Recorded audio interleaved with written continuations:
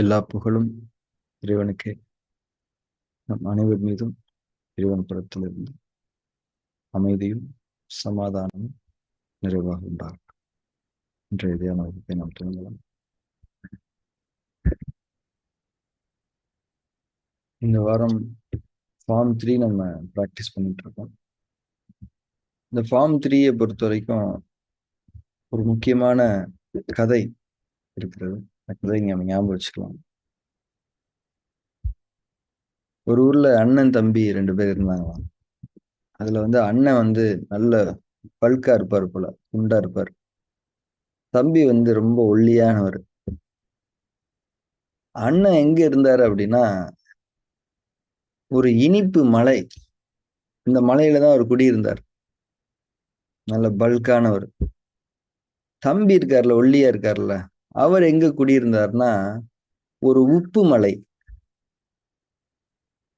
உப்பு மலையில இருக்கிறவங்க உப்பாதான் சாப்பிடுவாங்க, இனிப்பு மலையில இருக்கிறவங்க இனிப்பாதான் சாப்பிடுவாங்க. ஸோ இனிப்பா சாப்பிட்டு சாப்பிட்டு சாப்பிட்டு அண்ணங்காரரு நல்ல பல்க் ஆயிட்டாரு. உப்பா சாப்பிட்டு சாப்பிட்டு சாப்பிட்டு தம்பி ரொம்ப ஒல்லி ஆயிட்டார். ஒரு நாள் 2 பேரும் போன்ல பேசிக்கிட்டாங்க. இந்த மாதிரி நான் ரொம்ப ஒல்லியா இருக்கேன்ப்பா, எனக்கு ஏதாவது வழி சொல்லுங்கண்ணே அப்படின்னு கேட்டிருக்காரு தம்பி. அண்ணன் சொல்லியிருக்காரு, எனக்கும் அதே பிரச்சனை தான், நான் ரொம்ப பல்கா இருக்கேன், உடம்ப குறைக்கணும், இல்லாட்டி பிரச்சனை வந்துடும் சொல்றாங்க அப்படின்னு சொல்லியிருக்காரு. இப்போ 2 பேரும் ஒரு முடிவு பண்றாங்க, அண்ணே நீங்க ஒரு மாசம் உப்பு மலைக்கு வந்துருங்க, நான் ஒரு மாசம் இனிப்பு மலைக்கு போயிடுறேன். நீங்க உப்பெல்லாம் சாப்பிட்டு உடம்பு நல்லா குறைச்சிக்குங்க, நான் இனிப்பெல்லாம் சாப்பிட்டு உடம்ப கொஞ்சம் தேத்திக்கிறேன், வேலை முடிஞ்சா நம்ம மாறிக்கிறோம் அப்படின்னு சொல்லியிருக்காங்க. நல்ல ஐடியாவா இருக்குப்பா அப்படின்னு சொல்லிட்டு 2 பேரும் மாறிக்கிட்டாங்க. இப்போ அண்ணன் இனிப்பு மலையிருந்து உப்பு மலைக்கு வந்துட்டாரு. தம்பி உப்பு மலை இனிப்பு மலைக்கு போயாச்சு. அண்ணனுக்கு செம்ம ரிசல்ட். ஒரு மாசத்துலயே நல்லா இனிப்பா சாப்பிட்டு சாப்பிட்டு சாப்பிட்டு இனிப்பே சாப்பிடல, நல்ல உடம்பு குறைஞ்சு சூப்பரா ஸ்லிம் ஆயிட்டார். இந்த தம்பி போன் பண்ணியிருக்கான், அண்ணே என்னண்ணே எனக்கு உடம்பே ஏறலண்ணே, நீங்க நல்லா குறைஞ்சிட்டீங்க பரவாயில்லையே, ஆனா எனக்கு ஒண்ணுமே ரிசல்ட்டே இல்லையேண்ணே, ஒல்லியாவே தான் இருக்கேன். அப்படியா தம்பி, அது சில நேரங்கள்ல சில பாடியில கொஞ்சம் மெதுவாதான் மாற்றங்கள் ஏற்படும். அதனால என்ன பண்ணலாம், இன்னும் ஒரு மாசம் நீ அந்த இனிப்பு மலையிலே தங்கிக்க அப்படின்னு சொல்லியிருக்காரு. சரிண்ணே தங்கிக்கிறேன். ஒரு ஹெல்ப்ண்ணே, நான் உப்பு மலையில வரும்போது ஒரு 10 மூட்டை உப்பு கொண்டு வந்தேன் சாப்பிட்றதுக்கு, அது தீந்துருச்சு, இன்னும் ஒரு மாசம் நான் இருக்கணும் இல்லையா, எனக்கு இன்னொரு 10 மூட்டை உப்பு அனுப்பிச்சு விட்டுருங்க அப்படின்னு. அப்பதான் அண்ணனுக்கு தெரிஞ்சிருக்கு, அட பாவி, நீ வரும்போது உப்பு மலையில இருந்து வரும்போது உப்பு மூட்டையா ஒரு 10 கொண்டு வந்திருக்கியடா, இதெல்லாம் என்ன அநியாயமா இருக்கு அப்படின்ற மாதிரி சொல்லியிருக்காரு.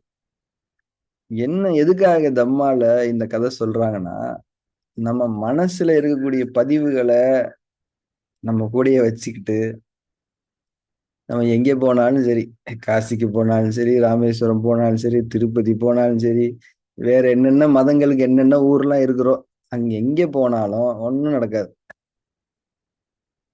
நம்முடைய மனம் 2 அடுக்குகளில் இருக்கக்கூடிய கெட்ட பதிவுகளை பலம் இழக்க செய்யாத வரை ஒன்றும் நடக்காது. இது இதுதான் ரூலு, வேற எந்த விதமான இதுவுமே இல்லை. ஒரே ரூல் தான், விதி. இது விதி என்பது இறைவன் அமைத்தது. மனம் 2ல இருக்கக்கூடிய அந்த கெட்ட பதிவுகள் பலம் இழந்து போயிட்டா நீங்க எங்கே வேணா இருக்கலாம், அங்க இறைவன் இருப்பான். நீங்க உப்பு மூட்டை மூட்டையா கட்டிக்கிட்டு நீங்க எல்லா இடத்துக்கும் போயிட்டு இருக்கு, நீங்க என்ன நம்ம தான். அப்போ தம்மால என்ன சொல்றாங்கன்னா, the importance of cleansing our mind to layers. அதுதான் இங்க ஃபார்ம் 3க்கு எப்பயுமே ஒரு மரியாதை கொடுப்பாங்க. மற்ற ஃபார்ம்ஸ் எல்லாம் பயங்கரமா இருக்கும், ஆனா ஃபார்ம் 3க்கு வணக்கம் வைப்பாங்க எல்லாருமே. ஏன்னா ஃபார்ம் 3 தான் முக்கியமான வேலையை நமக்காக செஞ்சு தரும். அதனால என்னைக்குமே நம்ம ஃபார்ம் 3 உடைய மதிப்பை குறைத்து பார்த்து விடக்கூடாது. அது ஃபார்ம் 3யா எல்லாமே ஞாபகம் வந்துடணும். சாட்சி பாவனையில் இருக்கணும். சாட்சி பாவனைனா என்ன, கண்ணு மூடி உட்கார்ந்து இருக்கணும், மூச்சை கவனிப்போம், சந்தோஷப்பட்டுறக்கூடாது, எண்ணங்கள் வரும், திட்டிடக்கூடாது, ஐயோன்னு புலம்பிடக்கூடாது, உடம்புல அங்கங்க அரிக்கும், அரிச்சிடக்கூடாது, தூக்கம் வரும், ஒன்றும் பிரச்சனை இல்லை, தூங்கலாம், தூங்காம இருக்கலாம், வாட்டவர். வெறுமை நிலை இருக்கும். என்ன ஒண்ணுமே தோண மாட்டேங்குது, யோசிச்சுட்டு புலம்பிட்டு இருக்க கூடாது. என்ன வேணா நடக்கட்டும், நான் செவனேன்னு அப்படியே பார்த்துக்கிட்டு இருக்கேன். அவ்வளவுதான். என்ன வேணா நடக்கட்டும். பக்கத்துல ஒருத்தன் பாட்டு போட்டுக்கிட்டு இருக்கேன், போடட்டும். உடனே அந்த பாட்டு ரசிச்சு நல்ல பாட்டா இருக்கானே, அப்படி பண்ணணும். பாட்டு கேட்குது, அவ்வளவுதான். சோ இந்த மாதிரி ஒரு சாட்சி பாவனையில் ஒரு பார்வையாளராக இருந்து நம்முடைய உள்ளும் புறமும் உடலிலும் நிகழ்ந்து கொண்டிருக்கக்கூடிய அத்தனை நிகழ்வுகளையும் வெறுமனே பார்த்து கொண்டிருக்கு. இதுதான் டெக்னிக்கே, வேற எந்த டெக்னிக்கும் கிடையாது. ஃபார்ம் 3 எப்படிங்க பண்ணீங்க அப்படின்னா, என்னங்க ஃபார்ம் ஒரே எண்ணமா வந்துகிட்டு இருந்துச்சுங்க. Form 3 failure. ஃபார்ம் 3 எப்படிங்க பண்ணீங்க? ஒரே தூங்கிட்டேங்க. ச்சே, என்னங்க இது, ஒரு தியானம் கூட பண்ண முடியல. ஃபெயிலியர். எந்த கமெண்ட்டுமே இல்லாத ஒரு விஷயம்தான் இந்த சாட்சி பாவனை. சரியான புரிதலோடும் உணர்வோடும் யாரெல்லாம் இதை ப்ராப்பரா செய்றீங்களோ அவங்களுக்கு நிச்சயமா உடம்பு பல்க் ஆகும். ரொம்ப பல்க் ஆகாது, ஒரு மீடியமா இருக்கும்னு வச்சுக்கோங்களேன். இந்த ஒரு நினைவூட்டல். என்னைக்குமே கதை சிந்திப்பதற்கு மட்டும்தான். கதை வந்து ஒரு ஒரு டீப்பான ஒரு மெசேஜ ஒரு கிஃப்ட் பேக் பண்ணி கொண்டு வர்றது. கிஃப்ட் பேக் பண்ணும்போது என்ன பண்ணுவோம்? கிஃப்ட் கவரை கிழிச்சு தூர எறிஞ்சிட்டு கிஃப்ட் எடுத்துக்கிறோமா இல்லையா? அந்த மாதிரி கதைங்கிறது வந்து ஒரு கிஃப்ட் பேக் மாதிரி, அதை தூக்கி தூர போட்டோம். கண்டென்ட் என்னன்றதை நம்ம எடுத்துக்கணும். சரிங்களா? ஸோ இந்த ஒரு புரிதலோடு இன்றைய தியான செயல்முறை நாம் துவங்கலாம். இறைவழி தியானத்தினுடைய முதல் படியை நாம் அடைந்து கொள்வோம். கண்களை மூடி இருத்தல். கண்கள் மூடப்பட்டிருப்பதன் மீது கவனம். உணர்வு. புற சூழலிலிருந்து விடுபட்டு அக சூழலுக்குள் திரும்பி இருக்கின்றோம். மகத்துவம் மிக்க ஒரு பிரதேசம் இது. அந்த அகந்திரும்புதலை உணர்ந்தவர்களாக கண்கள் மூடப்பட்டிருப்பதன் மீது கவனம் இருக்கு.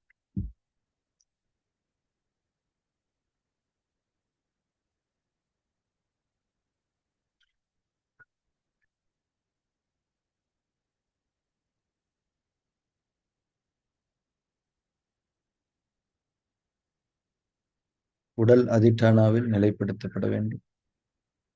எந்த இறுக்கங்களும் இல்லாமல் முற்றிலும் தளர்வான முற்றிலும் தளர்வான ஒரு லேசான ஒரு தன்மையில் உடல் அசைவற்று நிலைநிறுத்தப்படும். அதிஷ்டானா என்பது ஒரு சுகம் என்பதை உணர்கிற அந்த தருணத்தில் தான் உண்மையான அதிஷ்டானா உருவாகிறது. மூச்சின் மீது கவனம் ஏற்படுத்தும். இந்த கவனத்தில் தொடருங்கள். உள்மூச்சின் மீது வெளிமூச்சின் மீது இயல்பான ஒரு கவனம்.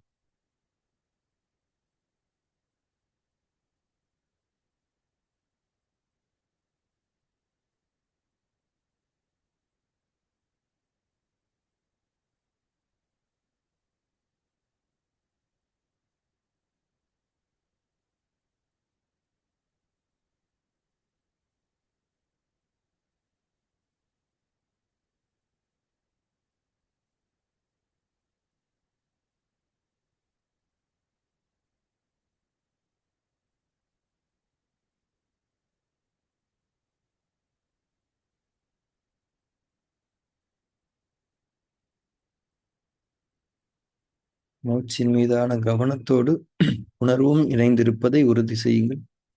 உள்மூச்சை நீங்கள் கவனிக்கும் போது அந்த உணர்வு, இந்த மூச்சு நமக்கு கொடுக்கப்படுகிறது.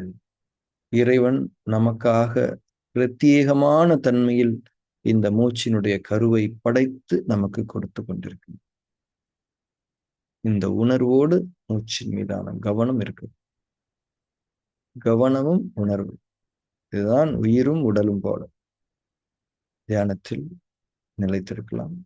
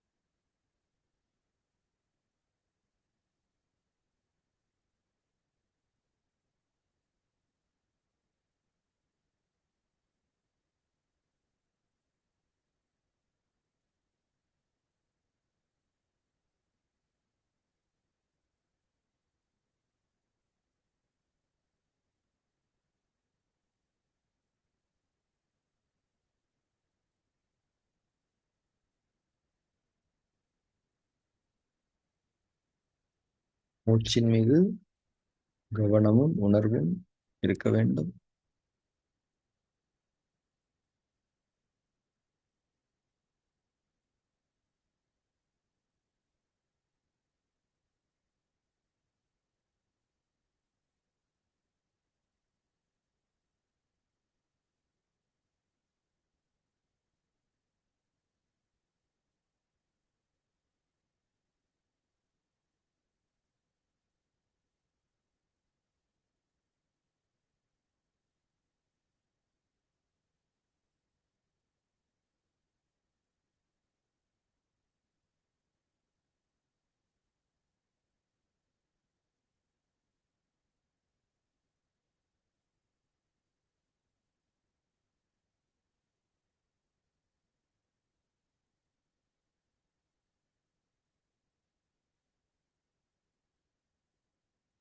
ஃபார்ம் 3 செய்ய தொடங்கலாம்.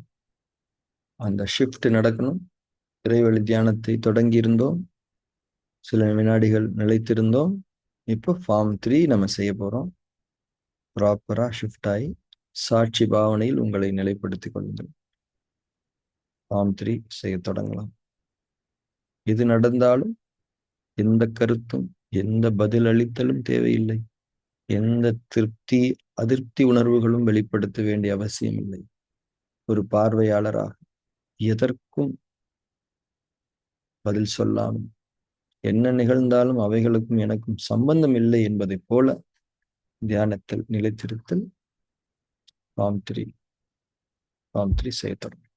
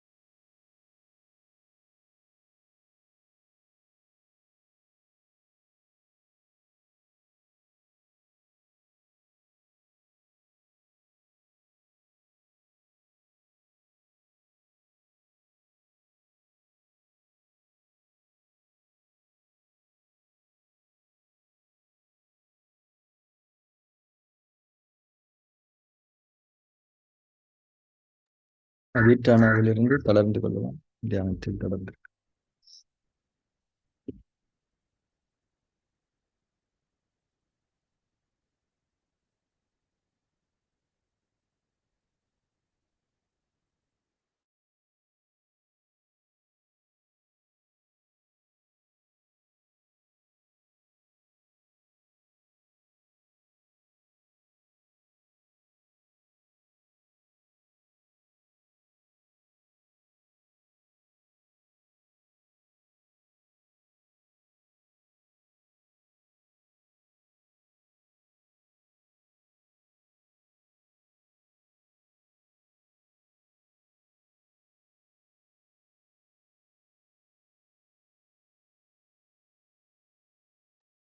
நாம் தியானத்தை நிறைவு செய்து கொள்ளவும் மெதுவாக கண்களை திறந்து.